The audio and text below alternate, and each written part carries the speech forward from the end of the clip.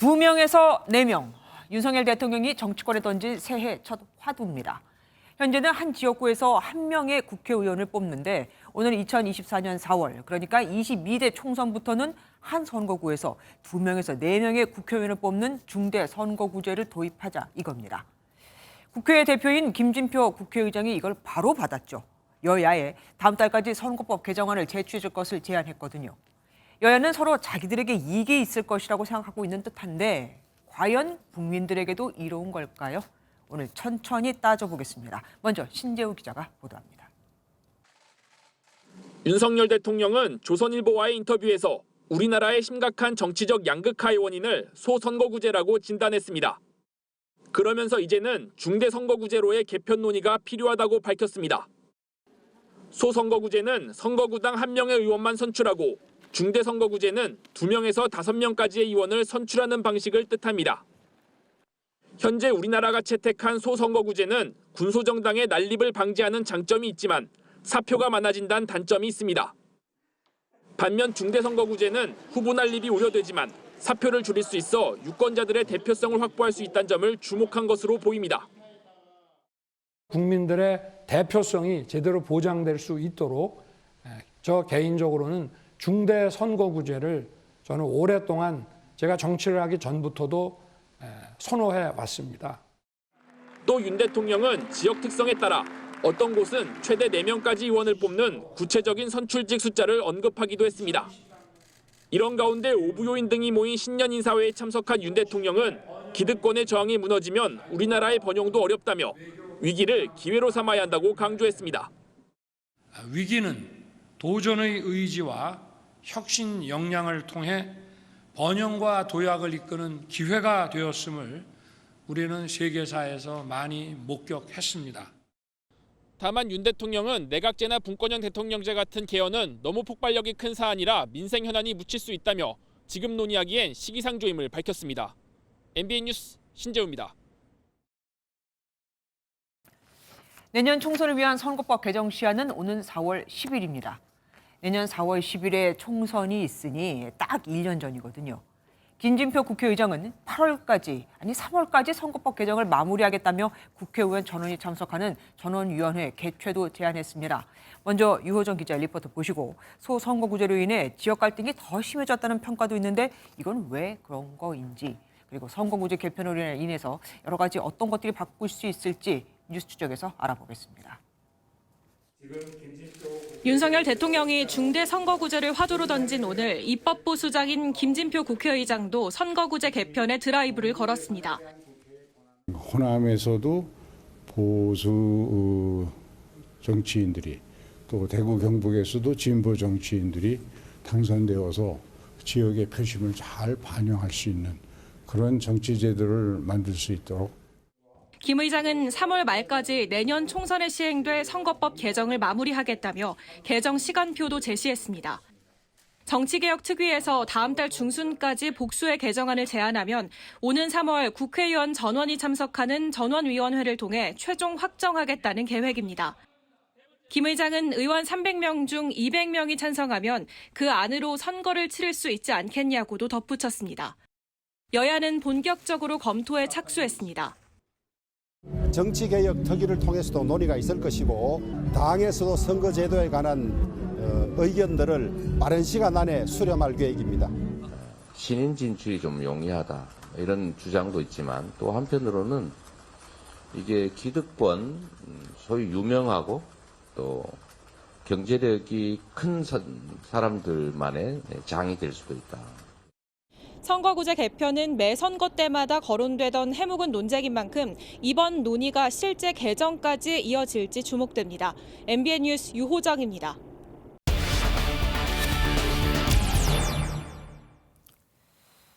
우리나라가 원래 소선거구제를 적용했던 건 아닙니다. 그럼 왜 바뀐 건지, 당시 부작용은 뭐였는지, 앞으로 있을 문제는 뭐가 있을지 이병주 기자와 더 자세히 알아보겠습니다. 이 기자, 우리 국회도 중대 선거구제를 도입한 적이 있었죠? 네, 중선거구제를 도입한 적이 있습니다. 70년대, 80년대에 도입이 됐었는데요. 네. 12대 국회까지는 적용이 되다가 민주화 이후에는 전혀 이 제도가 소선거구제로 바뀌었습니다. 왜였죠? 그 당시에 이 독재 정권 당시에서 여당 여소야대를 막기 위해서 쓰였다 이런 비판도 있었기 때문으로 보입니다. 근데 새해 벽부터 이렇게 선거구제 개편 얘기가 나오는 이유는 뭘까요? 네, 말씀하신 대로 이 선거제도 개편은 정치권 해묵은 이슈입니다. 일단 새해부터 이야기가 나온 건 내년 있을 총선 때문으로 보이는데요. 제22대 총선이 내년 4월 10일인데 법적으로 1년 전까지 선거구역을 확정해야 하니까 시간이 얼마 남지 않았습니다. 물론 제대로 법정 시한이 지켜진 적은 없지만 국회의장이 줄곧 선거제 개편을 주장해 왔고 대통령도 거기에 힘을 보태면서 논의에 불이 붙은 모양새입니다. 전원위원회 협의에서 3월 초순까지는 내년도 시행할 총선거의 선거 제도를 확정할 계획입니다. 그런데 대통령과 국회의장이 같은 날 비슷한 얘기를 했단 말입니다. 그럼 혹시 물밑에서 전에 무슨 과정이 있었던 거 아닐까 의심도 되거든요. 네, 말씀하신 대로 중대선거구 개편의 구체적 방향과 시점에 대해서 대통령실과 국회가 논의를 한 것 아니냐 이게 관심인데요. 대통령실 관계자는 국회의장단과 대통령이 선거법 개정 등에 대해서 이야기를 나눴던 적은 있지만 구체적 로드맵을 논의한 건 아니라고 설명을 했습니다. 또 여당 정개특위 소속 한 의원도 MBN과의 통화에서 대통령께서 원론적인 말씀을 하신 것으로 안다 이렇게 말을 했습니다. 네. 다만 대통령과 국회의장이 방향에 공감하고 있는 것으로 보이니까 이 논의에는 속도가 붙을 수도 있습니다. 한 여권 관계자는 대통령의 의지를 밝힌 상황이니 여당의 지금까지의 미온적인 분위기가 바뀔 수도 있겠다 이렇게 말을 했습니다. 지금 국회 분위기는 어떤데요? 네, 여야 모두 선거제도 개편이 당에 도움이 된다는 판단에서 찬성의 목소리가 일부 나오기도 합니다. 정치개혁특별위원회에 속해 있는 한 민주당 의원은 정개특위위원뿐 아니라 국회의원이면 현재 소선거구제 문제에 공감할 것이라고 전제를 하고 말을 했는데요. 발목 잡기식 양당제, 또 대결구도, 지역구도를 타파하는데 중대선거구제가 효과가 있을 거다 이런 원론적인 설명입니다. 그러면 소선거구제로 인해서 지역 갈등이 더 있었다 이런 얘기가 되네요. 그러니까 중대선거구제라면은 호남에서도 영남 후보가 당선될 수 있고 물론 그 반대도 될 수 있고 그 얘기입니까? 예, 맞습니다. 그래서 여야 그리고 각 당 안에서도 여러 가지 목소리가 있습니다. 찬성, 반대 여러 가지 목소리가 있는데요. 선거제 개편을 찬성하는 대표적 이유 몇 개를 살펴보겠습니다. 우선 의석수를 계산한 판단입니다. 지난 21대 총선을 보면 서울 전체 49석 가운데 민주당은 41석, 당시 미래통합당은 8석을 확보했습니다. 비율로 보면 84% 대 16% 정도인데요. 반면 득표율은 56% 대 44%로 10%포인트가량 차이 나는데 그쳤습니다. 네. 2, 3등까지 선출되는 중대선거구제로 가면 그만큼 의석수를 차지할 수 있다 이런 계산이 여당 안에서 나옵니다. 민주당은 이런 의석수뿐만 아니라 지금 대통령제의 폐단을 고칠 수단으로 선거제 개편을 고려하는 목소리가 나오는데요. 정개특위의 한 민주당 의원은 윤석열 대통령이 야당과 협치하지 않는 건 자기 지지층만 챙겨도 된다는 판단이 깔렸기 때문으로 보인다 이렇게 말을 했습니다. 당장 개헌으로 대통령제를 손볼 수가 없으니까 선거구제를 바꿔 대통령을 견제하자 이런 이야기입니다. 뭐 여소야대도 바꿀 수 있다 뭐 이러는 것 같은데 어쨌든 제일 중요한 건 그래서 다음 총선에서 선거구제가 바뀔 것인가 아닌가 하는 거 아니겠습니까? 예, 선거구제를 바꾸려면 일단은 지역구도 타파에 반대하는 기득권을 설득하는 일이 우선돼야 할 걸로 보입니다. 네. 영호남을 기반으로 하는 현역 의원들은 결국 자신들의 자리를 위협받는 걸로 이 제도를 인식할 수 있거든요. 네. 또 선거제 개편 취지인 대표성과 비례성을 보장할 대책도 먼저 마련돼야 할 것으로 보입니다.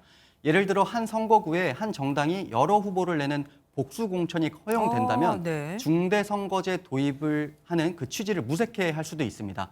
그래서 국회 입법조사처와 정치 전문가들 모두 선거제 개편에는 섬세한 보완책이 뒤따라야 한다고 말해왔습니다. 일단 정개특위 여야 간사는 다음 주에 만나서 추후 논의를 이어가기로 했습니다. 원래 지금은 한 선거구에 한 명만 공천을 할 수 있는데 무소속으로 나와서 2명이 다 되고 3명이 다 되고 이럴 수도 있다 이거군요. 알겠습니다. 지금까지 이병주 기자와 함께했습니다. 오늘부터 중국에서 들어오는 모든 내외국인은 PCR 검사를 의무적으로 받아야 합니다. 오늘 하루에만 1,000명이 넘게 입국한다고 하는데 차질 없이 검역이 잘 진행됐을까요? 최희지 기자가 다녀왔습니다. 중국발 입국객 PCR 검사 의무화 첫날, 단기 체류 외국인으로 구분된 입국객들이 일렬로 입국 게이트를 빠져나옵니다. 조금 불편해요.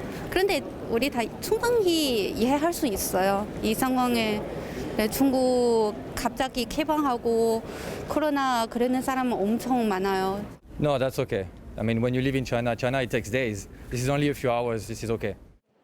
당장 코로나 검사가 필요한 단기 체류 외국인들에게 걸어준 목걸이. 방역복을 입고 대기 중이던 직원들이 목걸이를 건 입국객들을 모아 절차를 설명했고 함께 공항 내 검사소로 이동합니다.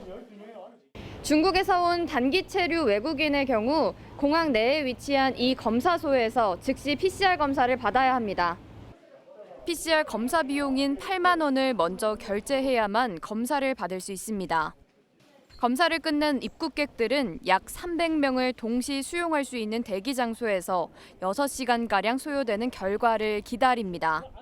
단기로 인력이 집중적으로 필요한 데는 우리 군에서 지원해 주시는 게 아주 절대적으로 중요하기 때문에 5일부터는 중국발 승객들은 입국 전 코로나19 검사를 받아 음성 확인서도 제출해야 해 확진자 수는 줄어들 것으로 예상됩니다. MBN 뉴스 최희지입니다. 중국 상황은 여전히 혼란스럽습니다. 시진핑 주석은 서광이 눈앞에 있다고 강조했지만 우리나라를 포함해 전 세계가 중국발 여행객들에 대해서 문을 걸어 잠그고 있거든요. 심지어 모로코는 오염의 새로운 확산을 피하겠다며 국적을 불문하고 중국발 입국을 전면 차단시켜버렸습니다. 참, 이달 말엔 중국의 최대 명절 춘제 연휴도 있죠. 베이징에서 윤석정 특파원이 전해왔습니다. 최초의 코로나19 사망자가 발생한 중국 우한 시민들이 새해에 바라는 건 단 하나, 건강입니다. 新的一年希望身体都健健康康的是最主要的嘛，身体都第一位嘛，平安健康家里人就行了，就够了。 시진핑 주석도 신년사를 통해 희망이 보인다고 강조했습니다. 仍是吃劲儿的时候，大家都在坚韧不拔努力，曙光就在前头，大家再加把劲儿，坚持就是胜利，团结就是胜利。 하지만 상황은 녹록지 않습니다. 농촌의 의료시설과 의약품이 여전히 부족하고 코로나19 통계 발표도 중단되면서 지자체들은 실태 파악조차 못하고 있습니다. 14억 인구의 60%인 8억 명 이상이 걸렸을 거란 추정만 나올 뿐입니다.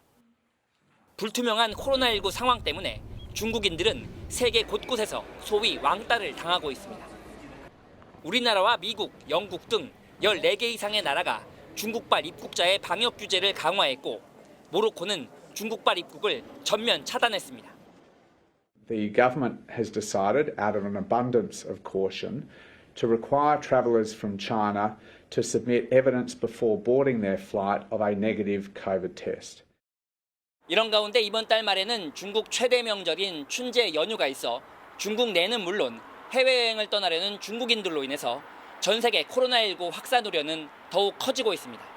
베이징에서 MBN 뉴스 윤석정입니다.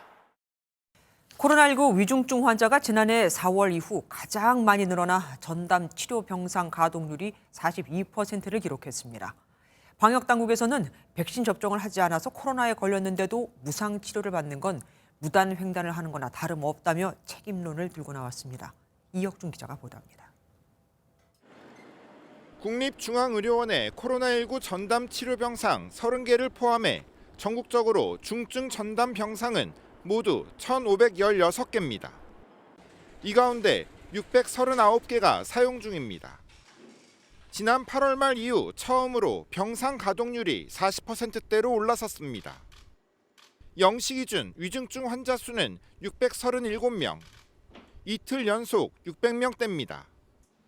오미크론이 유행했던 지난해 4월 25일 668명 이후 가장 많은 수치입니다. 방역 당국은 이번 동절기 유행에서 고령자 확진 비율이 상대적으로 높고 중환자가 계속 누적하는 탓도 있다고 분석하고 있습니다. 병상 수도 줄었습니다. 코로나19 거점 전담병원이었던 이대 서울병원의 경우 지난해 말 지정 해제한 뒤 병상 수는 171개에서 43개로 줄었습니다. 이런 가운데 방역 당국은 백신 미접종자 무상 치료에 대한 책임론을 내놨습니다. 개량 백신 미접종을 무단 횡단에 비유하며 무상 치료 중단을 시사했습니다. 100만 원 가까운 치료약을 다 무료로 드리고 그보다 더 비싼 면역 주사제를 다 무료로 드리고 이렇게 하는 것은 지속 가능하지 않습니다. 정 단장은 백신 접종 동료를 위해 겨울에 잘 가지 않는 고공 입장 할인이 아니라 상품권 인센티브를 고려하자고도 제안했습니다. 60세 이상 고령자 백신 접종률은 31.1%로 정부 목표치인 50%엔 못 미치고 있습니다. MBN 뉴스 이혁준입니다. 집값이 속절없이 떨어져서겠죠. 주택시장이 경착륙 조짐을 보이자 정부가 남아있는 부동산 규제 지역 지정을 대거 해제하기로 했습니다. 서울, 강남과 용산만 제외하고 모두 다 해제하는 방안이 유력합니다. 분양가 상한제 적용 지역도 크게 줄어듭니다. 배준우 기자가 보도합니다. 정부가 주택시장 연착륙을 위해 부동산 규제 지역 추가 해제에 나섭니다. 지난해 11월 서울 등 수도권 일부 지역을 제외하고 규제 지역 지정을 해제한 지 2달 만입니다. 구체적으로는 서울 일부와 과천, 하남, 성남 분당과 수정구가 규제 지역에서 해제될 전망입니다. 다만 집값 상승 우려가 여전한 강남 3구와 대통령실과 용산 국제업무지구 등 개발 호재가 있는 용산구는 유지할 것으로 예상됩니다. 규제 지역이 해제되면 대출 규제가 완화되고 취득세와 종합부동산세, 양도세가 크게 줄어듭니다. 정부는 또 분양가 상한제가 적용되는 지역도 대폭 줄일 예정입니다. 정부가 이처럼 부동산 규제 완화에 속도를 내는 건 집값이 급격하게 떨어지고 있기 때문입니다.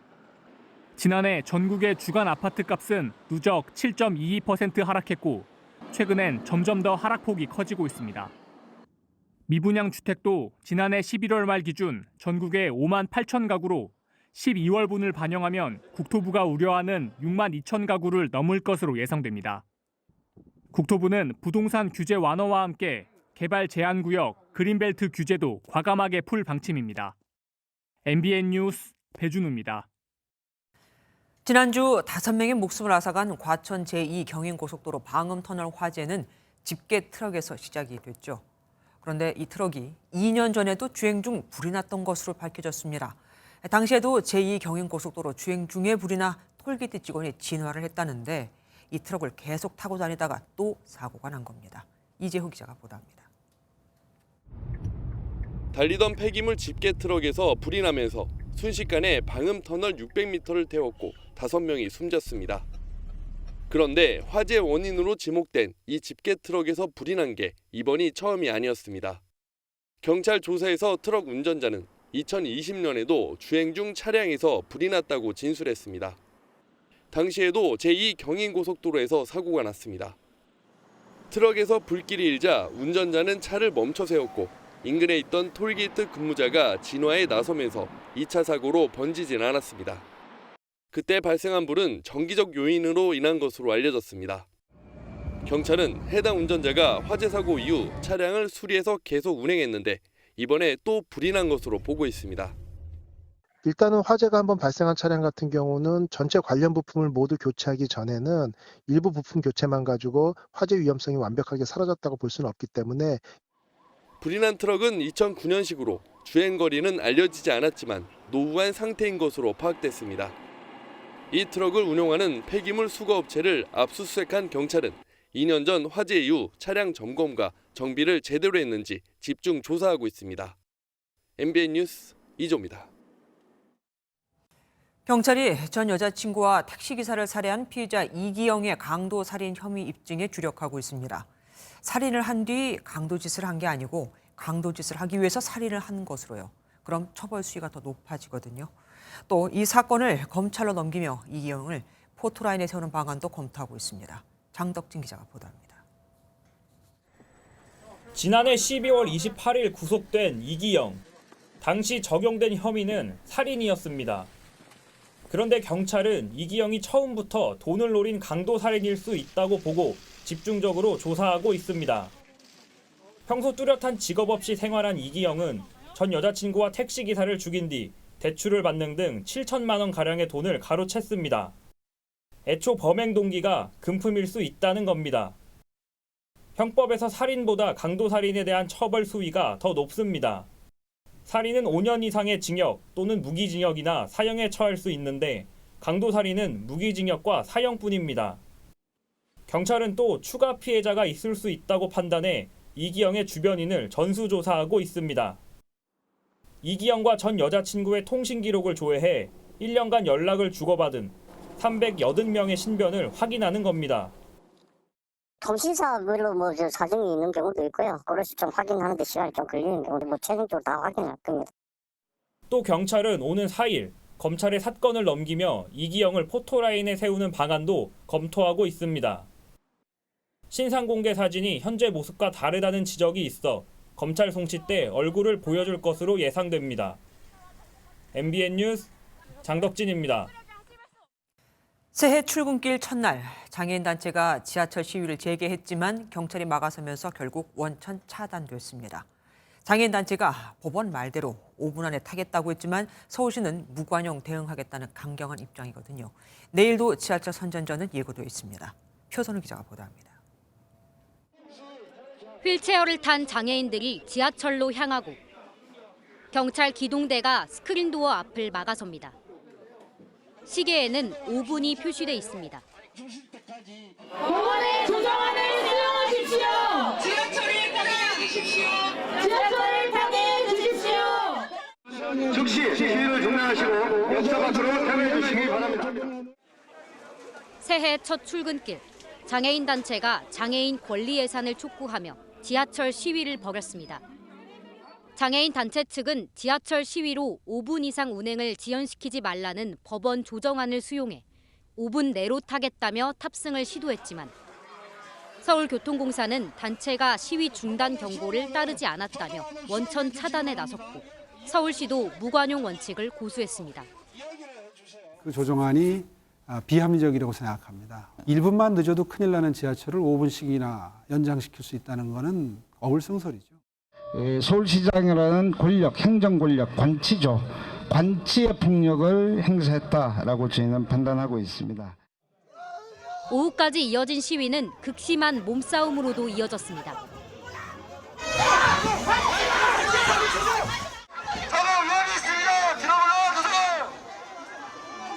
결국 한 차례 삼각지역 무정차 통과를 진행한 교통공사 측은 법원의 조정안도 최종 거부하며 추가 법적 대응을 예고했습니다. 내일도 지하철 선전전이 예고된 가운데 경찰은 장애인 단체 관계자 24명을 일반 교통방해와 업무방해 혐의 등으로 검찰에 송치했습니다. MBN 뉴스 표선우입니다.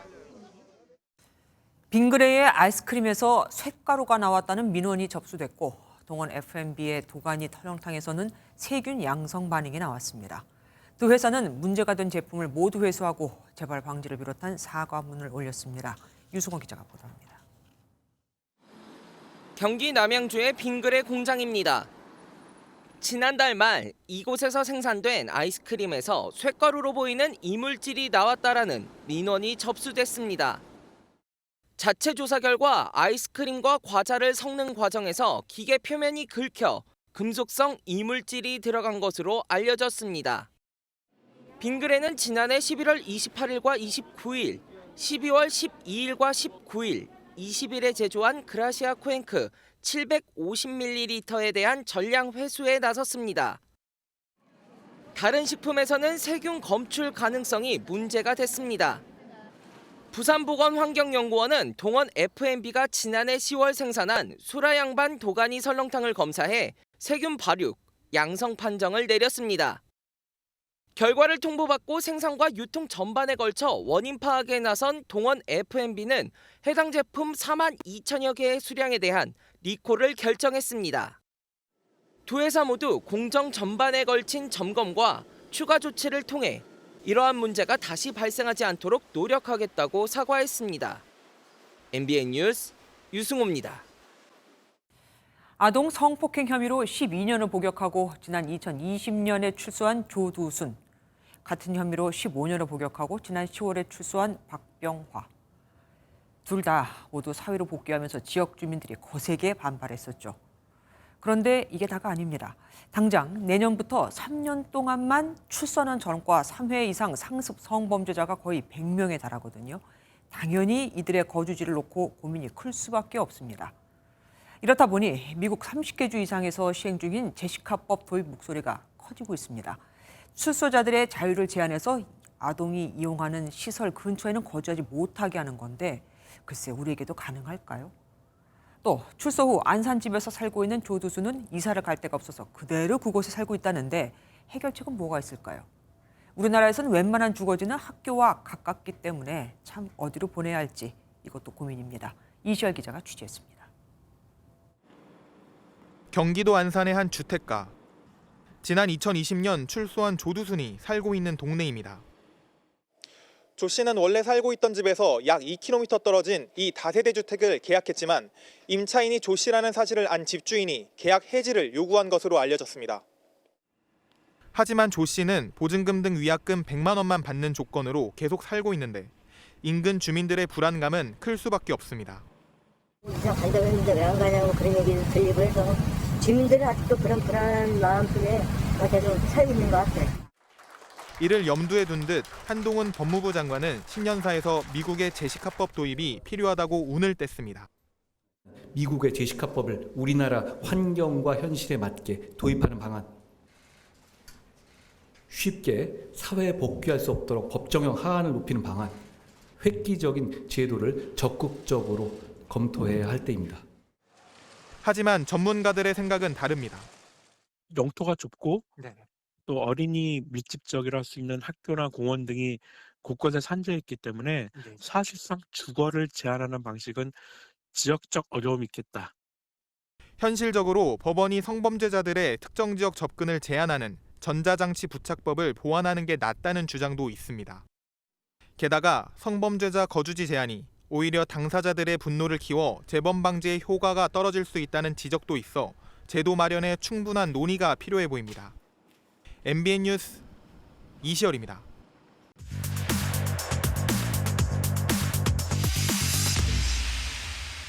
사건 사고와 각종 사회 이슈에 대해 알아보는 시간 사회기자임 정태웅. 한범수입니다. 첫 번째 보실게요. 34년 가정 지켰는데 이미 슬픈 예감이 좀 드는데 최소 중년 부부 얘기인 거죠? 맞습니다. 그런데 단순한 개인사는 아니고요.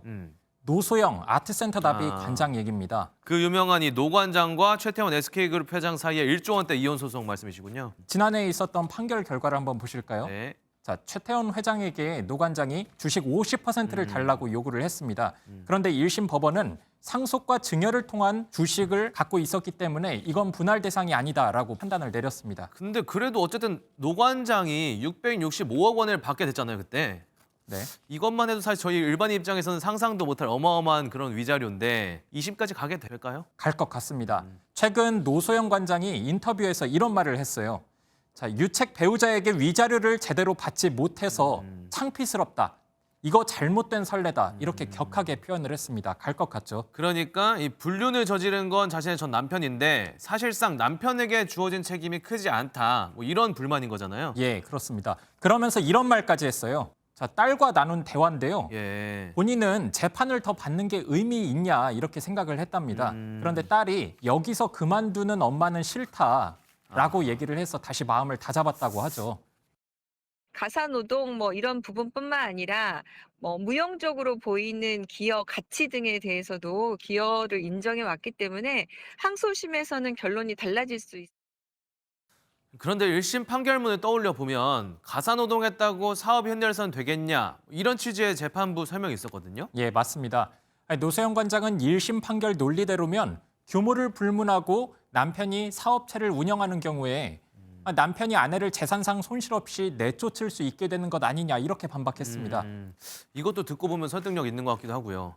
최태원 회장 측도 가만히 안 있었을 것 같아요. 예, 마침 오늘 반박문이 나왔는데요. 노 관장이 언론을 이용하여 재판에 영향을 미치려고 한다. 1심 재판부가 뭐 충분히 고려 안 하고 내린 판결 아니다. 이러면서 상기된 그런 반응을 보이기도 했습니다. 네. 한때 부부였고 사회적 명망이 있는 인사들인데 갈등이 쉽게 끝날 것 같지는 않습니다. 네, 다음 키워드로 넘어가 보겠습니다. 링크는 음란물 아니다. 그렇죠. 링크 자체는 음란물이 아닌데 네. 뭐 관련된 범죄가 있었나 보죠? 네, 일단 간략히 설명해 드릴게요. 2020년에 A씨가 아동 청소년 음란물 211개가 저장된 텔레그램방 링크를 구입해서 이를 시청했습니다. 그래서 해당 혐의로 재판에 넘겨졌는데요. 음란물 소지죄 혐의였습니다. 그런데 음란물 소지죄만 적용이 된 건가요? 법이 좀 축소 적용된 것 같기도 하고요. 예, 지금은 그렇지 않은데 문제는 저 당시가 모두 알다시피 박사방 사건이 불거졌을 때거든요. 예. 저 때까지만 해도 아동 청소년 음란물을 시청 그리고 구입하는 행위 자체는 처벌을 할 수 없었습니다. 그래서 소지죄만 놓고 다투게 된 거죠. 그래서 결국 어떻게 됐나요? 이 피의자 같은 경우는요?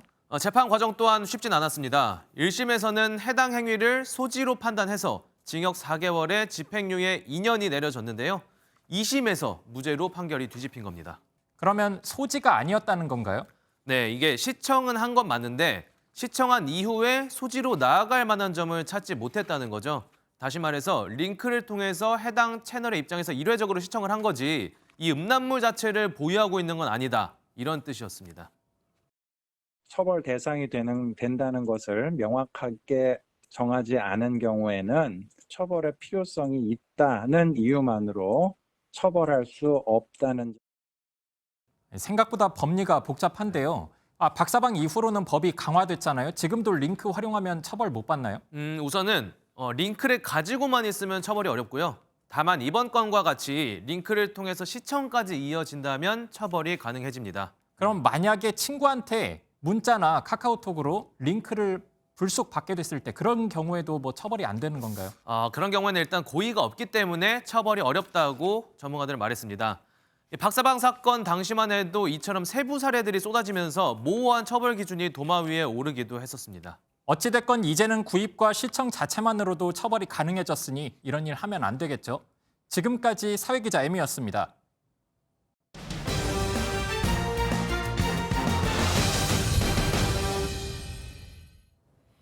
이번엔 새해 부동산 시장을 전망해 볼까요?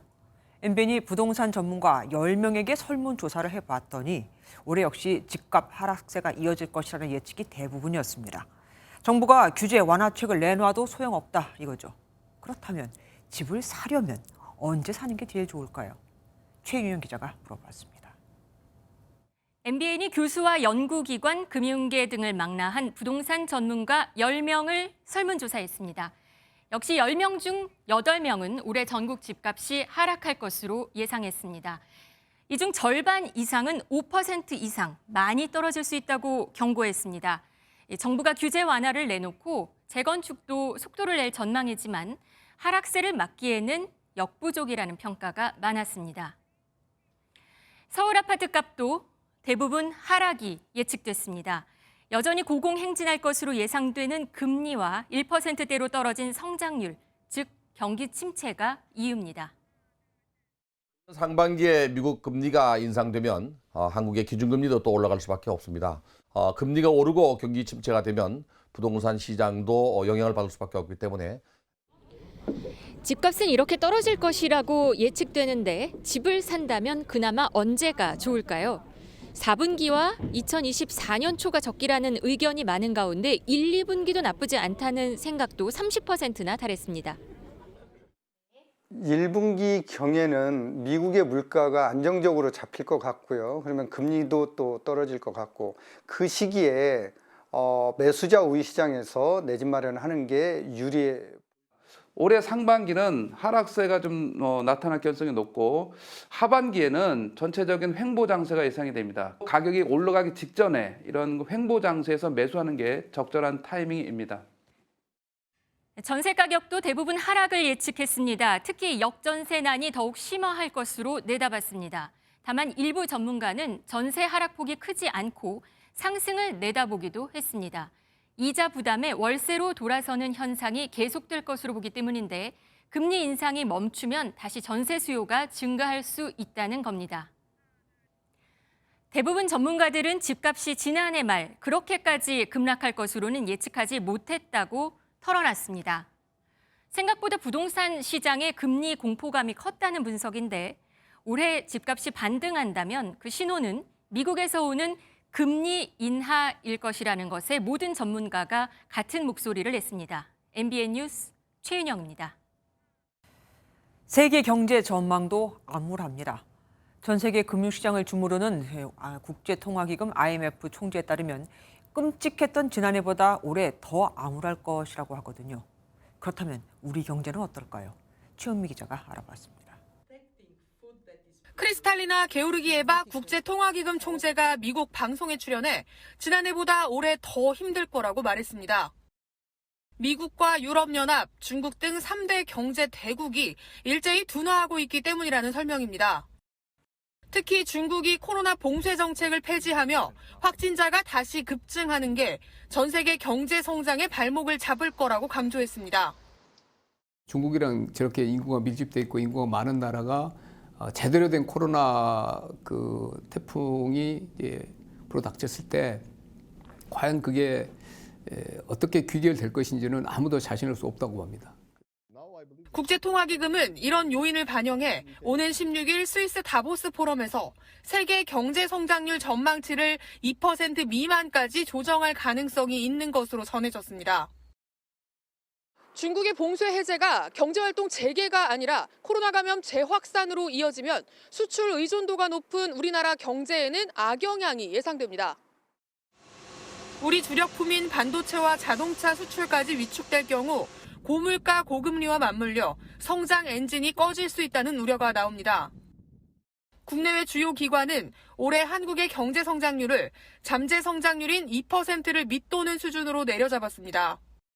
사실상 경기 침체 초입에 진입했다는 얘기입니다. 위험들이 더 이제 실제로 현실화가 된다고 하면 사실은 그 1% 중후반의 성장률을 좀 하회할 수 있는 그런 하방 위험도 상당히 있다. 전문가들은 지난 2009년 금융위기 수준을 넘어서는 혹독한 경제 한파가 몰아칠 수 있다며 중소기업과 사회적 취약층에 대한 특단의 대책을 마련해야 한다고 지적합니다. MBN 뉴스 최은미입니다. 윤석열 대통령은 고용개혁이 가장 시급하다고 강조했고 이정식 고용노동부 장관은 어제 정년 연장을 본격적으로 논의하겠다고 했죠. 사실 정년 연장은 청년 일자리와 호봉제 등 여러 가지와 맞물려 있어서 추진하기가 참 만만치 않은 정책입니다. 최돈희 기자가 일본의 사례를 주목해봤습니다. 라면과 과자를 생산하는 기업입니다. 4년 전 이 회사에서 정년 퇴직한 김종대 씨는 여전히 이곳에서 일하고 있습니다.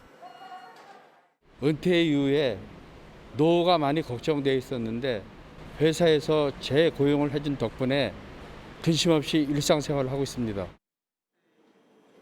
주방기기를 만드는 이 기업은 일부 부서에 한해 직원이 계속 일하고 싶다면 정년을 제한하지 않고 일할 수 있게 했습니다.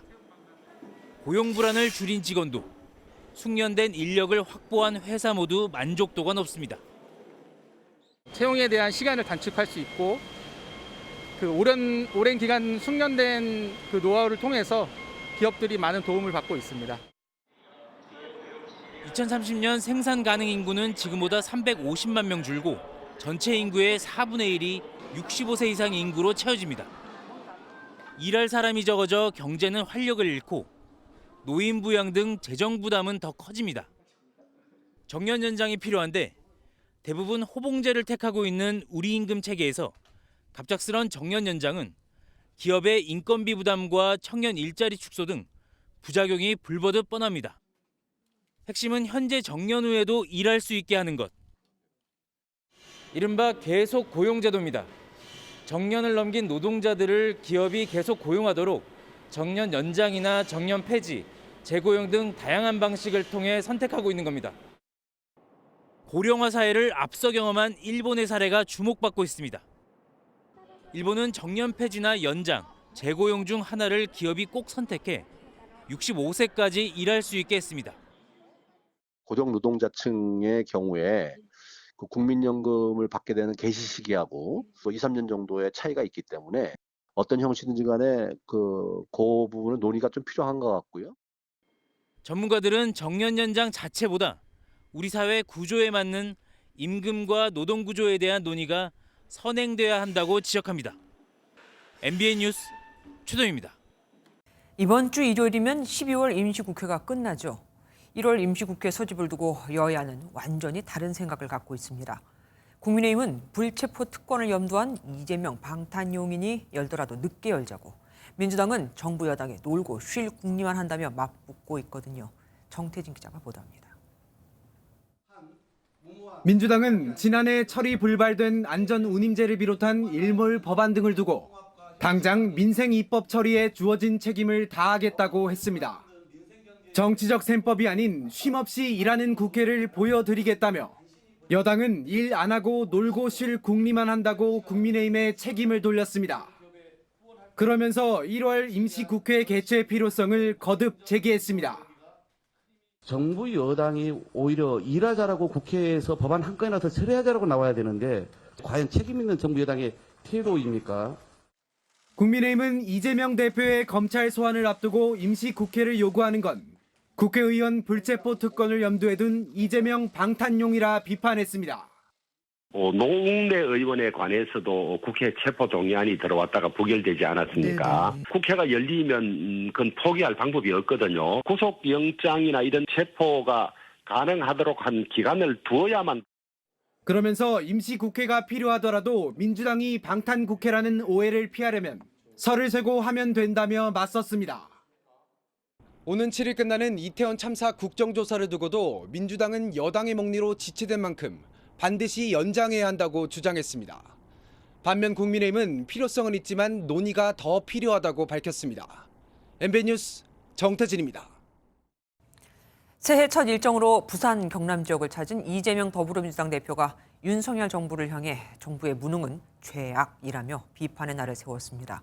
또한 윤 대통령이 주최한 신년회에 빠지고 대신 문재인 전 대통령을 예방했는데 국민의힘은 사법 리스트를 두고 전직 대통령의 바짓가랑이라도 잡아보려는 것이라며 비판했습니다. 강영호 기자입니다. 더불어민주당이 내년 총선 요충지이자 친노 친문 본거지 부산에서 새해 첫 최고위원 회의를 열었습니다. 이재명 대표는 지역 경제와 민생 경제 상황을 언급하며 윤석열 정부를 강도 높게 비판했습니다. 민생 경제가 그야말로 생사 기로에 섰습니다. 위기로 국민이 고통받을 때 이를 방치하거나 방관하는 정부의 무능은 죄악입니다. 예정이 없던 약식 기자회견까지 자청해 자신을 향한 수사에 당이 나서면 안 된다는 일각의 주장에 대한 생각도 밝혔습니다. 당과 분리 문제는 이게 개인에 대한 공격인지 당에 대한 공격인지에 대한 판단들이 서로 다를 수가 있다 이런 말씀.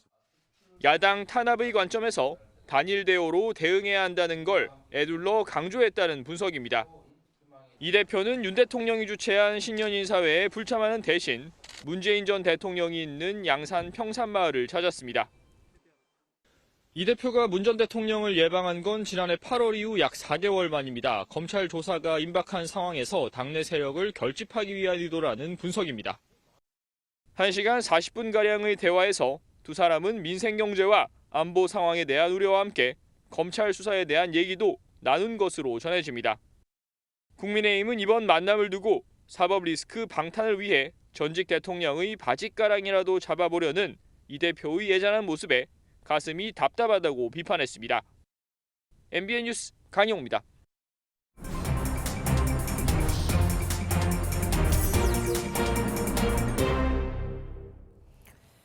정치권 소식 알아보는 정치 톡톡 시간입니다. 김현 기자와 함께합니다. 어서 오십시오. 김 기자, 대통령 신년 인사회 얘기부터 하겠습니다. 예. 민주당 이재명 대표는 여기 가지 않았어요. 근데 이걸 두고 미묘한 신경전이 벌어지고 있던데요. 네, 그렇습니다. 대통령실은 일단 모든 정당 지도부는 초대를 했지만 민주당만 응하지 않은 것이다 이렇게 설명을 했습니다. 하지만 오늘 질문을 받은 이재명 민주당 대표 오히려 기자들에게 되묻는 모습을 보였는데요. 직접 들어보겠습니다. 신년 인사회 얘기는 처음 듣는 얘기인데 신년 인사회에 여러 사람들하고 인사회 하는데 저를 오라고 했다고요? 네, 이재명 대표가 처음 듣는 이야기라고 하면서 논란이 일기도 했는데요. 네. 민주당 관계자는 이에 대해서 대통령실의 초청을 받았지만 전화 한 통 없이 이메일로 통보만 한 이 형식적 초대였다면서 민주당 지도부는 다른 일정으로 참석하지 못한 것이다. 이렇게 설명을 내놨습니다. 결론을 지어보자면 초청은 분명히 했습니다만 네. 이메일로 하는 성의 없는 초청이라서 안 갔다. 이렇게 정리해 볼 수 있겠네요. 네. 그럼 보통 관례적으로 초청은 어떻게 해왔습니까? 네, 대통령과 국회의 소통은 주로 이 대통령 정무수석실에서 담당을 하고 있습니다. 네. 그래서 저희가 이제 역대 정부의 정무수석들에게 좀 관례를 물어봤는데요. 네. 박근혜 정부에서 한 정무수석은 이번 사태를 두고 실무자들 사이에 전혀 교감이 없었다는 방증이라면서 이런 상황에서는 이재명 대표에게 이 전용 차를 보내도 오지 않았을 것이라고 평가를 했습니다. 이 문재인 정부에서 정무수석을 지냈던 정치인에게도 물어봤습니다. 이 정무수석은 자신 같은 경우에는 이메일뿐 아니라 따로 전화나 다른 루트를 통해서 연락을 했었다면서 이번의 경우에는 대통령실이 야당을 초청하는데 큰 의지가 없었던 것으로 보인다 분석을 했거든요. 전 정무수석들의 공통된 분석은 양측의 소통이 좀 없었다였고요. 이번 사태 핵심은 소통 부족이 될 것 같습니다. 어쨌든 우리 뭐 부르고 싶지도 않았고 그렇게 가고 싶지도 않았고 뭐 그렇게 보입니다. 그리고 돈 봉투판을 두고 이 두 사람이 또 신경전을 펼쳤습니다. 또 이재명 대표는 주인공이었어요. 한동훈 장관하고 같이 무슨 일이 있었던 겁니까? 네, 한동훈 장관이 이 노웅래 의원 체포 동의안을 위해서 이 국회에서 제안 설명을 했었는데요. 이때부터 시작된 돈봉투 설전이 해를 넘어서 거듭되고 있습니다. 뭐서 이상한 소리가 자꾸 들리는데 이 김남국 의원 돈봉투 받는 소리 같은 아닌가? 우리 김성환 의원께서 김남국 의원한테 돈봉투 전달하는 소리가 제가 유머를 참 좋아하거든요. 근데 이게 웃긴가요? 좀 국민들이 이거 보고 정말 웃으셨을까요? 먼 옛날 얘기나 먼 나라 얘기면 웃을 수 있겠지만 2023년에 우리나라 얘기이기 때문에 그냥 괴이할 뿐이죠. 네, 한동훈 장관 지난주 이재명 대표의 발언에 대해서 잊지 않고 오늘 출근길에서도 언급을 한 건데요. 과연 이재명 대표가 여기에 대해서 또 다른 반응을 내놓을지도 관심이 쏠리고 있습니다. 그리고 국민의힘에서는 김장연대에 이어서 이번엔 안윤연대가 나오고 있습니다. 김장연대는 김기현 의원, 장재원 의원이었고 안윤연대는 뭡니까? 네, 안윤연대는 안철수, 윤상현 의원을 뜻하는데요. 네. 오늘 국민의힘 당권 주자들이 일제히 최대 지지 기반이라고 할 수 있는 경북 지역에 내려갔습니다. 본격적인 선거운동이 시작된 모습인데 여기서 제일 주목을 받은 게 안철수, 윤상현 의원이었습니다. 네. 최근 윤상현 의원이 다른 당권 주자들을 겨냥해서 당대표 후보 모두 수도권에 출마하자 이런 의견을 내놓은 바 있습니다. 어려운 곳에 가자. 그렇습니다. 여기에 안철수 후보가 오늘 공개적으로 이 전적으로 동의한다는 뜻을 나타낸 건데요. 윤상현 의원이 다시 한번 곧장 화답을 하면서 김기현, 장재원, 김장연대에 이어서 말씀하신 안철수, 윤상현의 안윤연대의 기류가 좀 강해지는 모습을 보여주고 있습니다. 하지만 주호영 원내대표는 두 사람을 향해서 선거가 불과 1년 앞두고 지역구를 옮기는 건 선거 구민에 대한 예의가 아니라며 함부로 지역구를 옮기는 거 바람직하지 않다 말하기도 했는데요. 전당대회 앞두고 여당 내부에서 이 본격적인 합종 연행 기류가 보이는 것 같습니다. 그러니까 김장연대는 친윤이라고 우리가 좀 말할 수 있고 일명 또 안윤연대는 비윤이라고도 말할 수 있겠네요. 야, 경쟁이 치열해지고 있습니다. 여기까지 듣겠습니다. 김영 기자와 함께했습니다. 오늘부터 모든 공동주택에 층간소음 크기를 4dB 낮춘 강화된 기준이 적용됩니다. 층간소음으로 인정받을 수 있는 소리의 크기가 작아졌으니 층간소음 피해를 구제받을 가능성도 그만큼 커진 건데 처벌이 능사는 아니죠. 아이들한테 뛰지 말란다고 안 뛰는 거 아니니까요. 건축부터 손봐야 하지 않을까요? 김민수 기자가 보도합니다. 2년 전 층간소음으로 살인사건이 벌어진 전남의 한 아파트. 9년째 갈등이 해결되지 않으면서 30대 남성 A씨는 윗집을 찾아가 범행을 저질렀습니다. 이웃 간의 큰 갈등으로 번질 수 있지만 층간소음으로 인정받을 수 있는 기준이 높았던 만큼 참고 사는 경우가 많았습니다. 한 10시 반쯤 되면 이제 막 그때서부터 시작이야. 이게 애들이 뛰는 소리인가 어른이 뭐 하는 건가 청소를 하나 이런 생각을 하다가 보면 운동하는 것 같기도 하고 막 쿵쿵 소리가 나요. 막. 오늘부터 층간소음 판단 기준이 4dB 낮아지면서 1분간 측정한 평균값이 낮에는 39dB, 밤에는 34dB를 넘으면 층간소음으로 인정받게 됩니다. 층간소음에 취약한 오래된 공동주택도 2025년부터는 층간소음의 크기가 낮에는 41dB, 밤에는 36dB를 넘을 수 없습니다. 개정된 기준을 적용해보면 8% 수준에 머물렀던 층간소음 인정 비율이 3배 이상으로 높아지는 것으로 알려졌습니다. 층간소음을 불쾌하게 느끼는 수준인 성가심 정도가 기존 30%에서 13%로 줄어드는 결과도 확인했다고 환경부는 설명했습니다. 가정을 방문했던 층간소음 상담원이 직장 근처까지 찾아오는 시범 사업도 올 상반기까지 도입될 예정입니다. MBN 뉴스 김민수입니다. 국방부가 지난주 금요일 오후 6시에 실시했던 고체 연료 우주 발사체 시험 영상을 공개했습니다. 당시 여러 SNS에 UFO다, 아니다 말이 많았었던 바로 그 영상입니다. 단 분리가 계획대로 이루어지는 모습이 생생하게 담겼는데 국방부는 오늘 2025년 실제 임무를 수행할 정찰 위성을 발사한다고 합니다. 김태희 기자가 보도합니다. 구름 같은 연기를 내뿜으며 흰색 우주 발사체가 어두운 하늘 위로 올라갑니다. 곧이어 삼각뿔 모양의 페어링이 떨어져 나갑니다. 3단과 4단 엔진이 분리된 후 모의 위성이 궤도에 안착합니다. 국방부가 지난주 쏘아올린 고체 연료 우주 발사체 영상을 전격 공개했습니다. 독자적 우주 기반 감시 정찰 분야의 국방력 강화를 위해 지난 금요일 고체 연료 추진 방식의 우주 발사체를 시험 비행하였습니다. 이번 발사는 지난해 3월에 있었던 1차 비행 시험의 후속 시험으로 지난 1차 실험에서는 2단 엔진만 연소했지만 이번에 2, 3, 4단 엔진의 실제 점화와 연소까지 검증해 고체 연료 우주 발사체는 450km 고도까지 올라갔습니다. 고체 연료 사용 발사체는 액체 연료보다 발사 준비 시간이 훨씬 짧고 저비용 대량 생산이 가능합니다. 국방부는 2025년에는 실제 위성을 쏘아 올리겠다고 했습니다. 국방부는 전국 하늘에서 관측된 보랏빛 황혼에 대해서는 예상하지 못했다며 보안 사안이라 사전에 미사일 발사 소식을 공지할 수 없었다고 재차 설명했습니다. 발사 시각을 저녁으로 정한 이유는 어민들의 조업에 방해를 주지 않기 위해서였다고 밝혔습니다. MBN 뉴스 김태희입니다.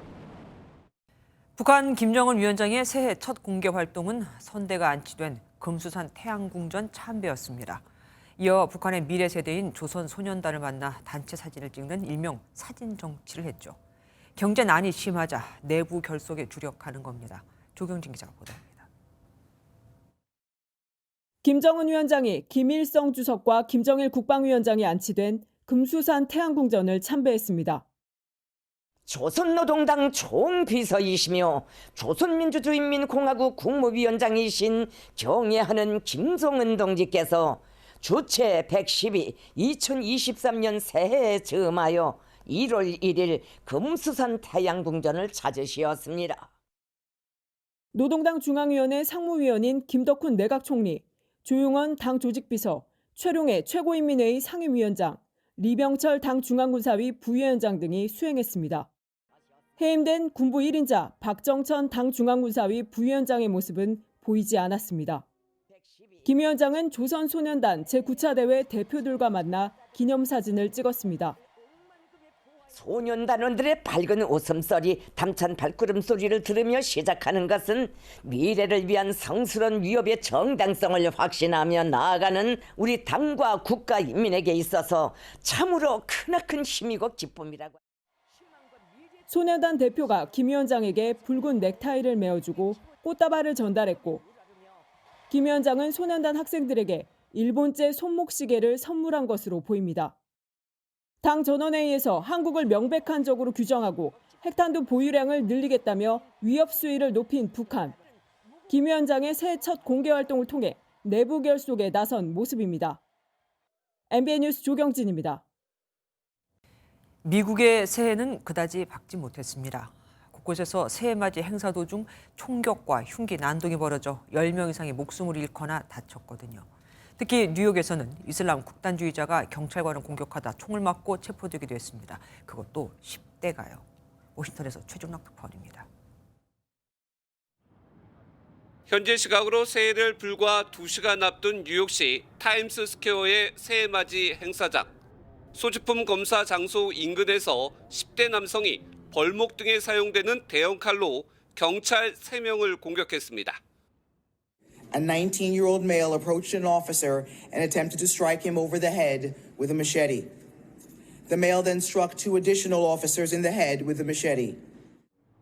10대 용의자 트레버 빅포드는 현장에서 경찰이 쏜 총에 어깨를 맞고 체포됐습니다. 현지 언론은 빅포드가 동북부 메인주의 한 고등학교에서 평범한 청소년이었지만 최근 이슬람 극단주의에 빠졌고 FBI의 요주의자 명단에 올랐다고 전했습니다.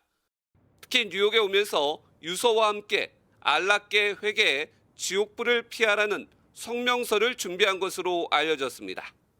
같은 날 밤 미국 엘라바마주의 새해맞이 행사장에서도 총격 사건이 벌어져 최소 10명의 사상자가 발생했습니다. Obviously shots, multiple shots rang out. I can certainly tell you that. I've got one deceased individual and 9 other individuals that have been shot by gunfire who are at the local hospital being treated. 경찰은 총격범과 사망자가 서로 아는 사이로 보인다고 밝혔습니다. 플로리다주 오칼라에서도 2명이 숨지는 등 매년 미국에서 새해맞이 행사 도중 총격 사건이 끊이지 않고 있습니다. 워싱턴에서 MBN 뉴스 최종락입니다. 해가 바뀌자마자 찬 공기가 밀려들었습니다. 내일 출근길도 따뜻한 옷차림 하셔야겠는데요. 내일 아침 서울이 영하 9도, 한파 경보가 발효 중인 파주는 영하 15도 안팎까지 떨어지겠습니다. 이에 곳곳에 빙판을 이룬 곳이 많습니다. 조심히 이동하셔야겠습니다. 한편 동쪽 지역의 건조특보는 한층 더 확대 강화됐습니다. 강원 영동 지역은 건조 경보로 격상됐고요. 대구를 포함한 영남 내륙으로는 건조주의보가 확대됐습니다. 화재 사고 조심하시기 바랍니다. 내일 전국이 대체로 맑겠습니다. 기온 보시면 낮 동안 서울이 0도, 춘천 1도 안팎으로, 중부지방은 낮 동안 종일 0도 안팎으로 춥겠습니다. 남부지방으로는 내일 오전까지 호남 서해안과 제주 산지에 약하게 눈발이 날리는 곳이 있겠고요. 아침에 광주와 대구가 영하 5도, 낮 동안에는 울산이 6도 안팎으로 오늘보다 5도가량 낮겠습니다. 바람도 강하게 불 텐데요. 내일까지는 제주도에, 모레는 강원 산지에 초속 15m 안팎의 바람이 불겠습니다. 주 후반부터 한파는 점차 누그러들겠지만 서쪽을 중심으로는 다시 미세먼지가 날아들겠습니다. 내셨습니다. 안녕하세요. 김주하입니다. 공정하고 신속한 MBN 뉴스, 유튜브를 통해서도 만나보실 수 있습니다. 특히 더 많은 뉴스와 라이브를 보고 싶으시다면 오른쪽을 눌러서 구독하시면 됩니다. 어렵지 않죠? 빠르고 정확한 뉴스로 계속 찾아뵙겠습니다. MBN 뉴스를 시청해주신 여러분 고맙습니다.